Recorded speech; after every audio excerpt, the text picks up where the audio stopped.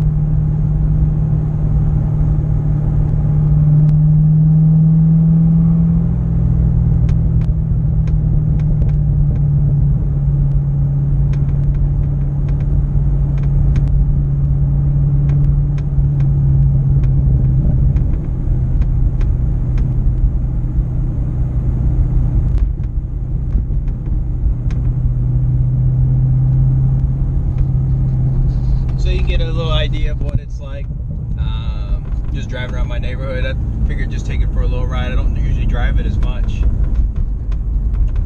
but I need to put some miles on it. Just recently I had to put a battery in it because I let it go. I didn't drive it for so long. Then I went on vacation and it was just completely toast, so I just got a new battery for it. But let me tell you about the Camaro, because I've been doing videos on that, and just give you a little history about the car.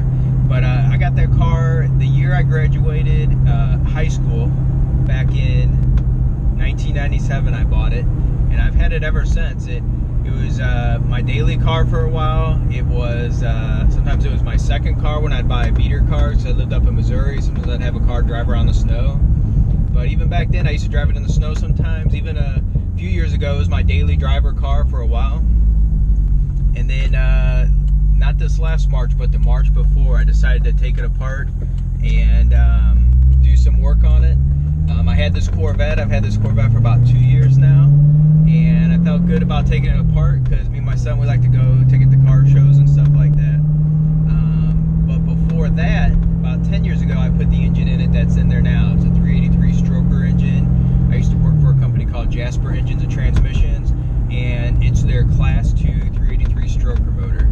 It's got a Holley Stealth Ram on it with a Commander 950 computer, and I estimate it to be about 425 horsepower at the crank, but I've never did any dyno on it. That's about what Jasper told me it was. It has a little bit bigger cam in it. It's got 238 duration at 50 and just a little over 500 lift on the cam. Other than that, it's got Dart Iron Eagle heads. I'm not sure which ones they wore. It was such a long time ago. I'd have to try to look for some stamping or chassis numbers on it to find out for sure. And then it's got a full roller valve train on it, so roller lifters and roller rocker arms on it. And it's been a good engine. It sounds real good. It does good on the street. It just run radials on it, not even like a drag radial, so it breaks loose pretty easy. I'm also running a Richmond 6-speed in it, and I've had that in there probably about 15 years. And originally the car was a 5-speed manual, a T5, which I ended up blowing up. At the time I lived in Chicago. I always tell the story because it really put me in a pickle. But I lived up in Chicago, and I'm originally from St. Louis. Drove down to St. Louis, which is about 300 miles. Was drag racing it with some buddies there, and ended up blowing up one of the gears in it. And it just sounded like there was a bunch of nickels rolling around inside the transmission. So it was during summer while I was in college.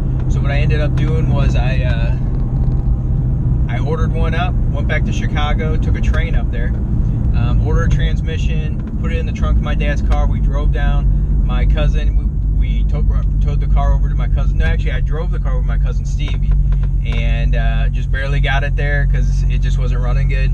And we put in a new transmission, including putting in a brand new drive shaft and having to cut up some of the floorboard to make sure everything fits. But it's been a really good transmission. I like that it's got an extra 6th gear. The 6th gear is not actually extra overdrive. It actually has a lower 1st gear, which kind of makes it for breaking loose really easy on the street in 1st, 2nd gear. But I'm hoping to replace the rear end. It came with a factory 10-bolt rear end, one of the 9-bolt ones they call it from Borg Warner. But I had since replaced that and put a 10-bolt from a 91 Firebird Posi with 373 gears. So the gears are really low. I think the last time I did the math on it with the extra low 1st gear in the 6-speed and the 373 gears, it'd be like if the car came factory with my T5 and 456 rear gear. So you can see how the gear ratio is a little low for the car. So right now it's got 373s. I'm looking to maybe put in like a 325 or a 350, right around there. And I'm looking to get a Ford 9-inch for it. As soon as I get it done, it shouldn't be too long. Going on vacation though here this weekend, it'll be off work for a while, so I'll miss some days working on it, but hopefully in the next 2 weeks get it going. But other than that, plans for the car, I really just want to make it a fast 3rd-gen Camaro. It's a car I grew up with when I was in high school and was popular. I don't think they get the respect that they do, and it'd be really neat to have it get it to a level where it could compete with today's modern cars. Almost a little bit of an underdog, which is neat because I don't think people think much of them.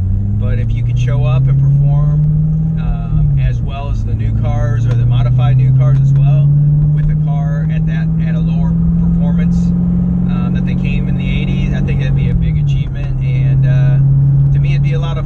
just to be able to have a car that I grew up in that I like, and that's also fast too. I think other people probably around my age that remember those cars will think so too. So just keep watching on it. I would suggest subscribe. That's what I do with the other YouTube channels that I like. If you like those cars and you want to see some stuff, I do a lot of the work myself, and I do enjoy it just when I do have time on it. But I'm going to do a lot more with the car. I'm pretty excited. My son's getting to an age where he can help me out around the shop, and I think it's a good lessons for him on it. You know, just because you don't know how to do something, you know, that you can research it, figure it out, and get it done. It's a big accomplishment on it, and I was hoping to share it with you guys. But subscribe, like, and there'll be more videos. All right, well, you guys have a good one.